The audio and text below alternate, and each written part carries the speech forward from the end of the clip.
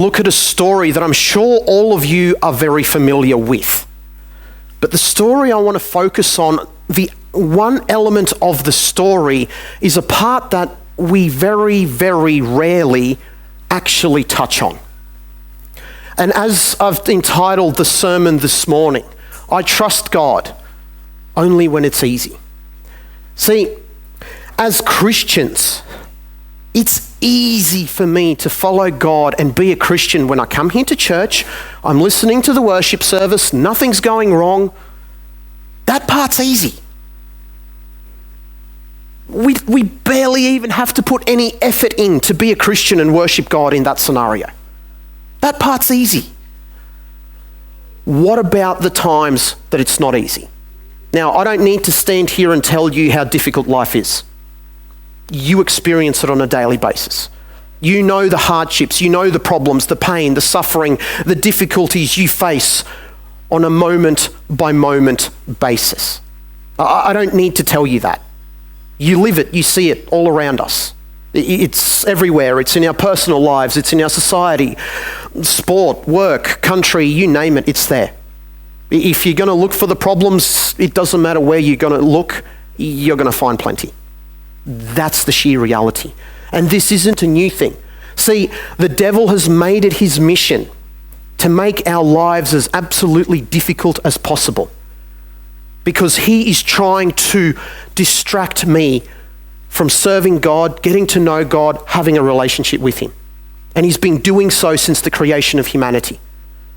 That passage in Habakkuk, the prophet Habakkuk is pleading and begging with God, going, hey God, how long is this suffering going to go on for? How long do I have to do this? How long do I have to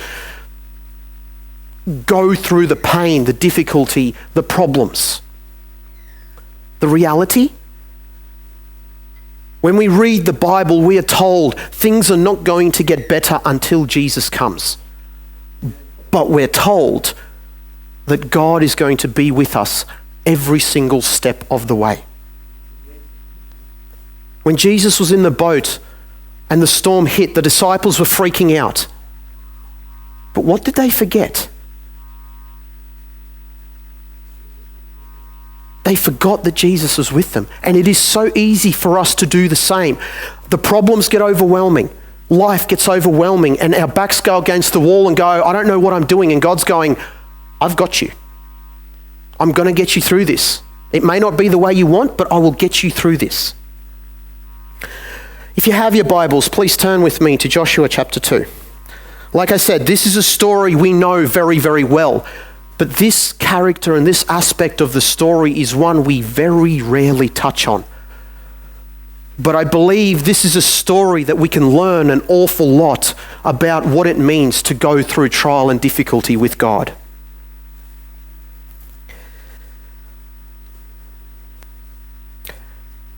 And I'll start at verse 1, Joshua chapter 2. Now Joshua the son of Nun sent out 2 men from Acacia Grove to spy secretly, saying, go view the land, especially Jericho.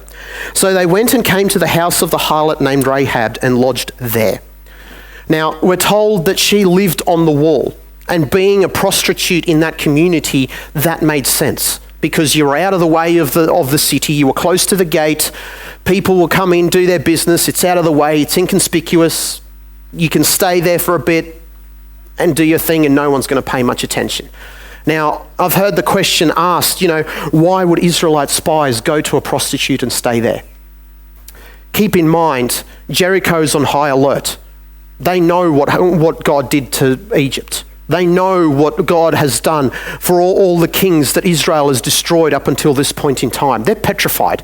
They're on high alert.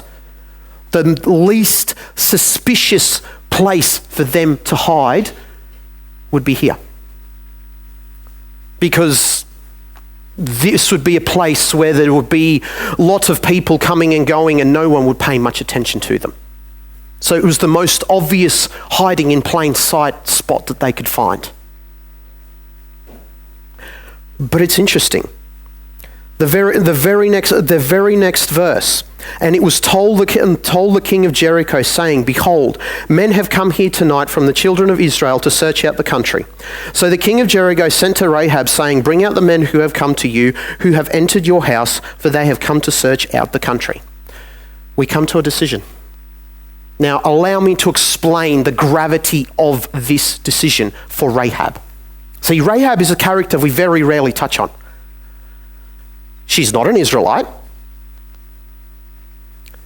And given her dialogue with the spies a couple of verses later, she's either in the process thereof or has decided to give her heart to Jesus already. But she still lives in one of the most wicked cities of the then known world, or one of five, sorry. Jericho in that area was did a lot of things similar to Babylon to provoke God, the God of heaven. They were very idolatrous. They were everything was about sensuality, idolatry, lusts, and just filling in your passions in the here and now. And it's one of the reasons why it was why God chose that as the first place to destroy in Canaan. So she's living in this city. She's a prostitute. Her social status within the city as a prostitute was almost none. She was down the bottom. She had no say in anything. She had no influence in anything. She was a nobody. And now the king's turned around and gone, hey, I've heard our enemy has sent spies. They're staying at your place. You need to deliver them. From a human point of view, what's the obvious answer? I'm going to save my own hide. Yep, here they are. Go for it. Take them. The king would have killed them instantly. But given the way Rahab has responded, she has suddenly put her life completely on the line. Because had the king gotten whiff that she's hidden these spies even after she'd lied to the king and said, no, they're gone, she's a nobody in society. No one would have even blinked an eyelid for her to be killed at the best of times, let alone when they found out, hey, you're harboring spies that are going to attack our city. No one would have batted an eyelid. Her life was literally on the line. But what does she do? Instead of yielding to her king, she's turned around and go, no, I'm going to serve the God of heaven. Is this going to be easy? No. She knew very well that if even one word got wrong, her head was off her shoulders incredibly quickly. Have you ever been in a spot where it's difficult and you have the choice of either choosing God and right or choosing wrong, knowing that by choosing God, things are going to get tough? I have. And it really makes you question deep down, what are you going to do and where is your relationship with God at? See, default human nature is to do things to save our own backsides. We do. That's what we do. That's our default nature. When something happens, I'm going to go out of my way to protect myself, and then others maybe come after that. And when you look at society and our world, people go to extreme lengths to save their own backsides. You look at the news, you look at your high-profile court cases. You know, very rarely when you look at a court case does the guilty party go, yep, I'm actually guilty. Have you ever noticed that? Very, very rarely does a criminal stick their hand up and go, yeah, I actually did it, my bad. You know, they're going to argue until the cows come home, until they're black and blue. No, I didn't do it. Even though they did. It's natural human nature. We just want to protect ourselves and try and get out of any trouble and difficulty we're in. But God turns around and goes, hey, that's my job to protect you, not yours. See, my ability to protect myself, whether I realize it or not, is actually quite limited. God's the one that does the protecting. God's the one that steps in and goes, no, you're not going to die on the road today from that car crash. To give you a perfect example, coming back on, when was it? Sunday that we came back from camp. Driving back through Brisbane because we had taken two cars.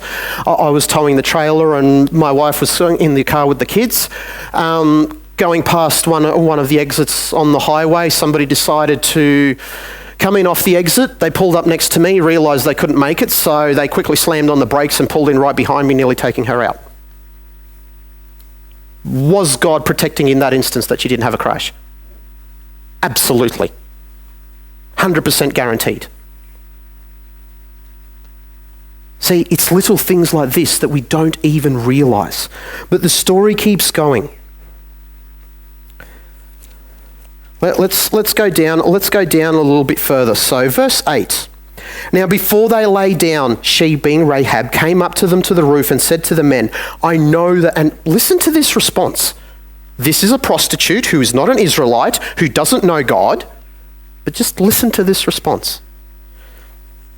I know that the Lord has given you the land, that the terror of you has fallen on us, and all the inhabitants of the land are faint-hearted because of you. For we have heard how the Lord dried up the water of the Red Sea. For when you came out of Egypt, and what you did to the two kings of the Amorites who were on the other side of the Jordan, Sihon and Og, whom you utterly destroyed. And as soon as we heard these things, our hearts melted. Neither did there remain any more courage in anyone because of you, for the Lord your God.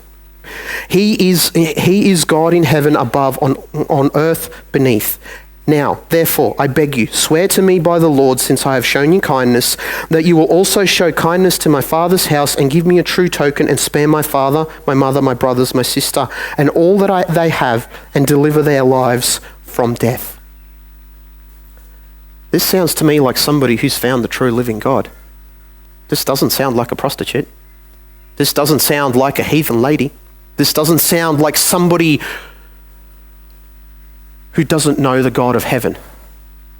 Like I said, she's called a harlot. At this point in time, I don't know whether she was still engaging in that activity or she had already stopped or was in the process of stopping and being converted. But this statement is pretty bold, is pretty clear, going, hey, I realise there's a God in heaven. I realise that what we're worshipping is not right.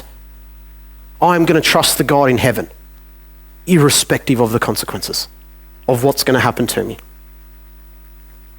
Have you ever had in your life where you've stood up and made the decision and gone, you know what, God, I'm going to follow you, even though my human brain sees nothing but problems. I don't know how this is going to play out.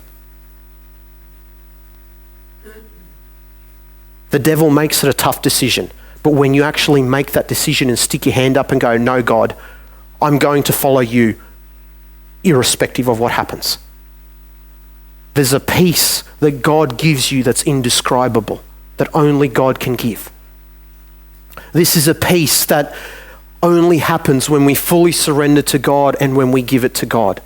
See, the key to going through trials and being able to come outside okay is Jesus needs to be the center thereof. If God is not your center, you will not come out the other side okay. Now, you might turn around to me and go, oh, John, but you don't know what I'm going through. It hurts, it's difficult, it's painful. Yes, life is not easy. But remember, without trial, there is no salvation. You cannot be saved if there's nothing to be saved from.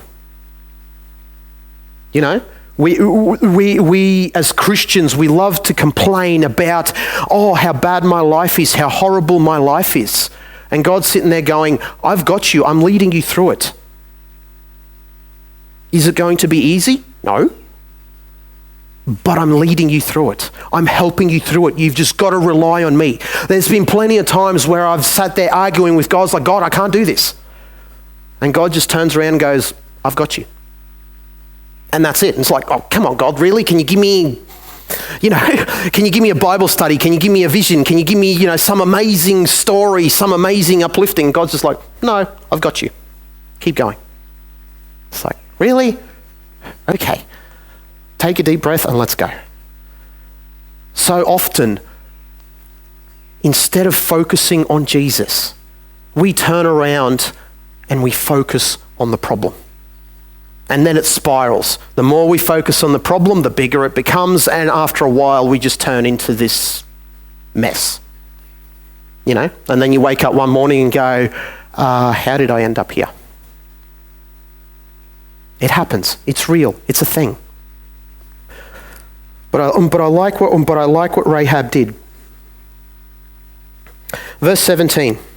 So the men said to her, we will be blameless of this oath of yours which you have made us swear, unless when we come into the land you bind this line of scarlet cord on the window through which you let us down, and unless you bring your father, your mother, your brothers, and all your father's household to your own home. So it shall be that whoever goes outside the doors of your house into the street, his blood shall be on his own head, and we will be guiltless. And whoever is with you in the house, his blood shall be on our head if a hand is laid on him. And if you tell this business of ours, then we will be free from your oath which you made us swear. Then she said, according to your words, so be it. And she sent them away, and they departed. Now, I want you to pay really close attention to the end of this verse. What does she do? And she bound the scarlet cord in the window. Was she given information when Israel was going to conquer Jericho? Was she told how that was going to happen? This is important. I really want you to get this. She had no idea of the time frame or the process that was going to take place. She just knew Israel was going to come and God was going to give them the victory and she was going to be saved. But she had to be ready. She didn't know when that was going to be, so she tied the scarlet cord around her window. Keep in mind, her window was on the wall. This is going to become very important in a second. Her house was on the wall. What happened to Jericho's walls?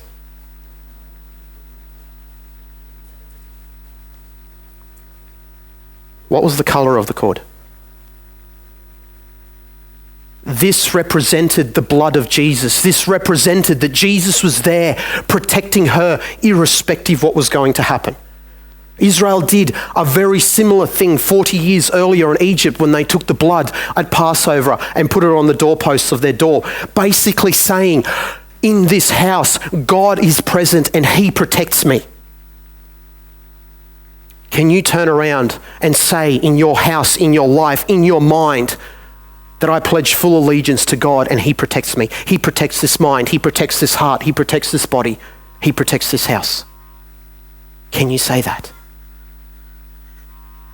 If you can't, then maybe it's time to do something about it.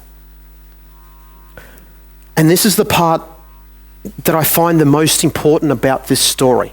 There is a period of time that passes. See, the spies go back. They wait a little bit. Then they cross the River Jordan. Now, contrary to how often we portray this story, the crossing of the Jordan was not a quick process. Allow me to elaborate a little bit. When you're moving, say with your family, is that a quick process? You've got your luggage, you've got all your things, you've got, cars, you've got everything. That's not a quick process. Now, imagine 2 million people, carts, animals, all their stuff, old, young, people who can walk, people who can't, and the river stops for them to cross. Are they going to cross in 10 minutes? No. It's going to be hours, at least. And then on top of that, they get on the other side, they wait 14 days before anything actually happens. Meanwhile, Rahab is sitting there, she's brought all her family in the house, she's gone, hey, these are the conditions for salvation. If we don't adhere to these conditions, it's not going to happen. So they're sitting there twiddling their thumbs, getting more anxious by the moments, going, what's happening? When's it happening? How's it happening?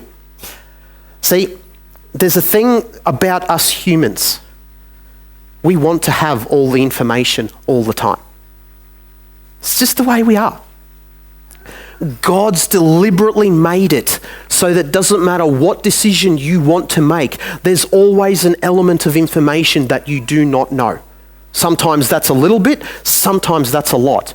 The reason for that is that God wants to turn around and goes, hey, I want you to trust me with the bits that you do not know. I've got you. I've got the things that you don't know. But so often, let's look at it from a business point of view. If a business sat there and go, we want to make a financial investment in this area. And if they were to sit there and go, we're not going to make this in final investment until we've removed every bit of risk and we've understood every bit of information. Is that going to work? You look at me and go, John, of course, that's silly. The business world wouldn't operate. There'd be no business on the planet because they're constantly taking risks. They're constantly doing things in the unknown. And yet this is the very attitude we bring towards God. God goes, hey, I want you to go over there. Oh, but God, it's too far. It's too scary. I don't know this. I don't know that. And God's like, I didn't ask whether it was scary or not. I asked you to go. Do you get what I'm trying to say? So often when a problem arises, we focus on the problem. We focus on the really zoomed in picture, and God goes, it's okay. I can see the big picture. You may not have all the information, but I've got you. It's going to be okay. And I'm telling you this now. God is telling you this now. Doesn't matter what you're going through. Doesn't matter how hard it is, how painful, how horrible, how difficult it may be. God's sitting here going, hey, I've got you. I'm walking right beside you and I'm going to get you through this. Doesn't matter how it turns out. I've got this. Keep in mind that God's solution and timing is not necessarily my solution and timing. And so often we get upset at God because God turns around and sorts a problem out. It's like, oh, but no, God, you were supposed to do it this way, this way, this way, and this way, and you were supposed to do it in this time frame. Why didn't you? And God's like, I don't work that way. I do things my way. But so often we get upset at God because he hasn't answered in the way we want, when we want, and how we want. See, this is one thing to remember. God will answer, but he does it on his terms, not my terms. Because God says in the Bible, my ways are not your ways. I think differently to you. I know things you have no idea about. But I want to really focus in on what happens next. Now, I'm sure you're familiar with the story, and from a military tactician point of view, this is probably one of the weirdest campaigns that have ever happened in history. Joshua, go take the city. Okay, what am I doing? Send your choir out in front, make lots of noise, walk around the city, then go home. God, what? No, you heard me. And then do it tomorrow, and then do it for 7 days, and then on the 7th day, you're going to do it 7 times. God, how's that going to... allow me to put this in perspective. In that day and age, in that area, Jericho was one of the fortified cities in the entire region. Egypt couldn't break through to them. Their walls were massive, their walls were thick. An entire well-trained army couldn't get through. Here are a bunch of Israelites who have no weapons, who have no training in war. What are they going to do? Throw rocks at it? The people of Jericho, they're sitting there almost laughing at him, going, what are you guys going to do? You have no army, you have nothing. And then they start walking around the wall, singing hymns. Sorry, the musicians were making noise. Now, I want you to stop and think for a moment, Rahab and her family. They don't know what's going on. All they see is a giant army walking around the wall. They're not attacking. That's not any standard battle strategy that anybody has ever seen or heard of before. Okay, what's going on? We're already petrified as it is of these guys because God's working for them. What's going on? What's happening? What are they about to do? The Jordan just stopped to let them pass. God made it so the Jordan stopped to let them pass. Clearly God's working for them. What is about to happen? Stop and think from their perspective. Rahab doesn't know what's about to happen. Her family doesn't know what's about to happen. All she knows is that she's pledged allegiance to God and that God is going to protect them one way or another. Was that period easy for her? No. You know, they did it one day and then they go home and everyone's scratching their heads going, okay. And then they do it again tomorrow. And then the next day, and then the next day. And on the seventh day, they do it multiple times. It's like, what are these guys doing? I can imagine by the end of the week, everyone's probably just going, well, okay, we're dead sick of these trumpets now. We're like, can we just throw something at them? But then it happens. Suddenly they stand still and they shout. And it says there was a tremendous tremor. And God and the commander of the armies of heaven came down with his angels and tore the walls to pieces. Now, if you're Rahab and your house is on the top of the wall and the wall starts falling down around you, what are you going to think and feel? Have you ever stopped to think about that? She's in the middle of this. What about when you're in the middle of the storm? Things are shaking, things are falling down around you, things are not working, your back is against the wall, and you're in desperate help. Go, God, I can't. What am I doing? Where am I going? What's happening? I've been there many a time.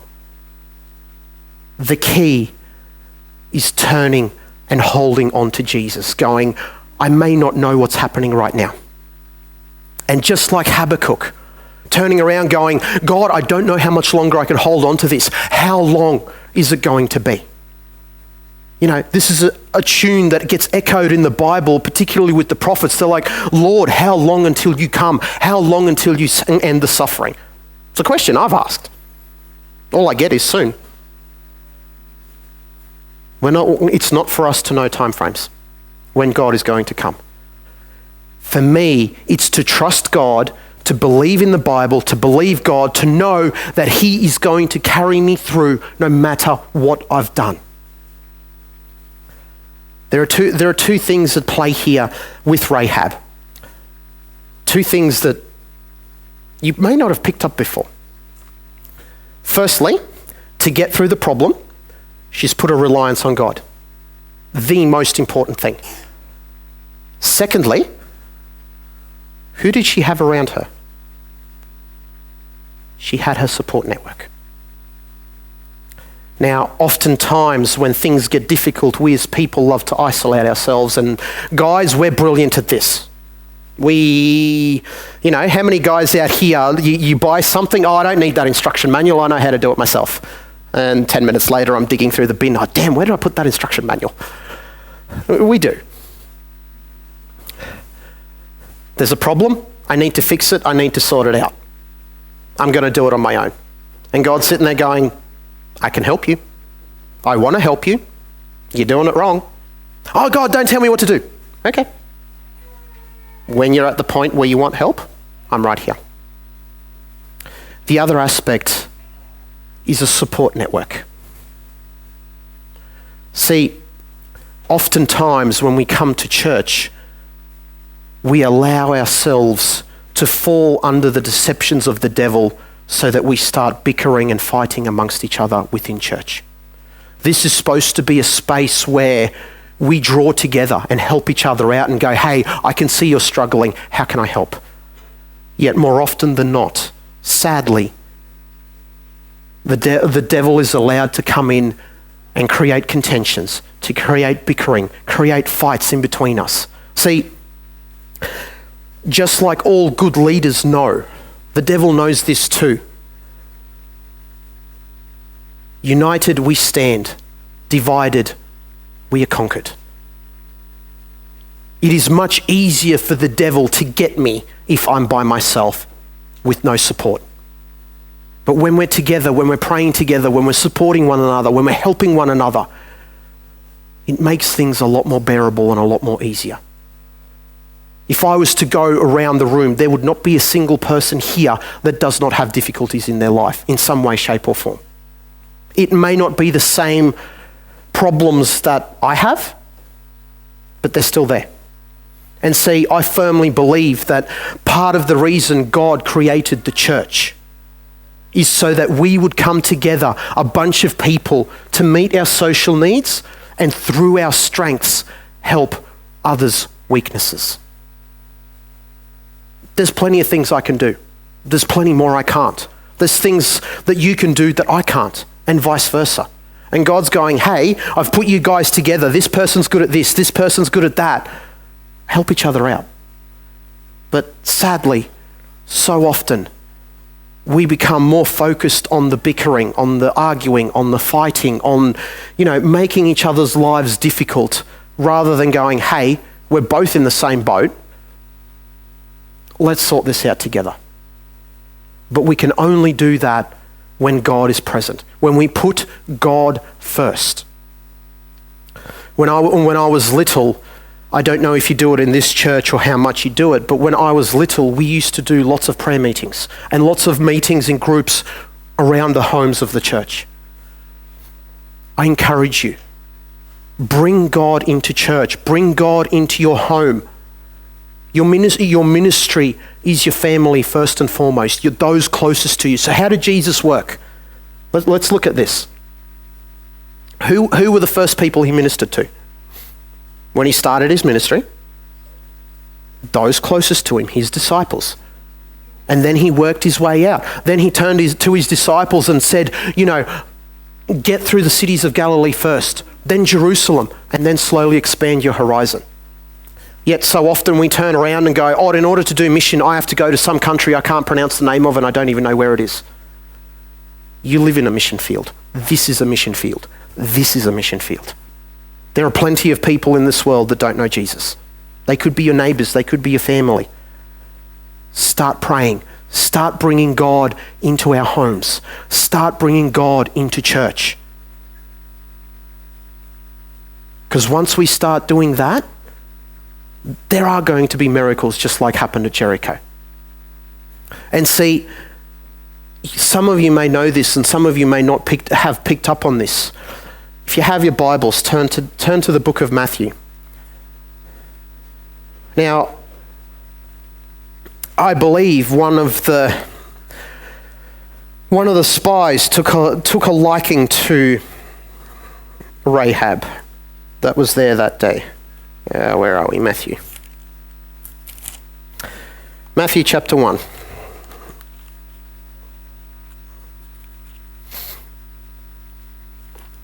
He took a liking to her and he eventually married her. See, in that culture, a single woman could not survive. After a while, a single woman could not survive. So there's plenty of instances in the Bible where someone would marry a woman, not so much for love, but for more to keep them alive, to support them, to help them to get through things. And this became such a big thing that it's actually in Jesus' chronology. I don't know if you know this. Matthew chapter 1. Where are we? And I'm starting at verse 1. The book of the genealogy of Jesus Christ, the son of David, the son of Abraham. Abraham begot Isaac. Isaac begot Jacob. Jacob begot Judah and his brothers. Judah begot Perez and Zerah by Tamar. Perez begot Hezron. Hezron begot Ram, and Ram begot Abinadab. Abinadab begot Nahshon. Nahshon begot Salmon. Salmon begot Boaz by Rahab.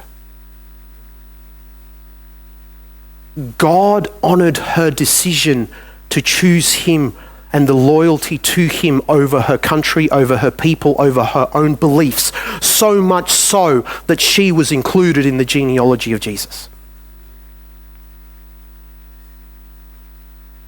Just imagine what's going to happen in your life when you choose Jesus, when you surrender to him, when you pledge allegiance to him. We may know, Rahab had no idea, no concept of this. By the time Jesus came onto the scene, she's been long dead. Many, many years.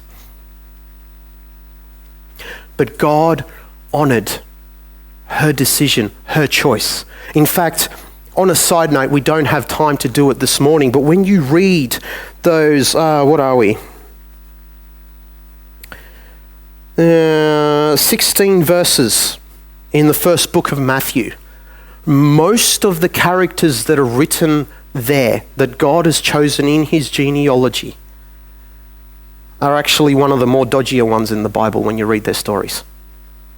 and they had huge problems and issues. See, God was going, hey, I'm not coming from prestigious lines. I'm coming from the dodgiest, the horriblest, the meanest, because I want to save everybody. Salvation is not exclusive to the rich and powerful. Jesus deliberately chose these people, these stories, to be part of genealogy, to go, hey, I'm here to save everybody, particularly the messed up ones, particularly the ones that are struggling, that are hurting, that don't know what they're doing.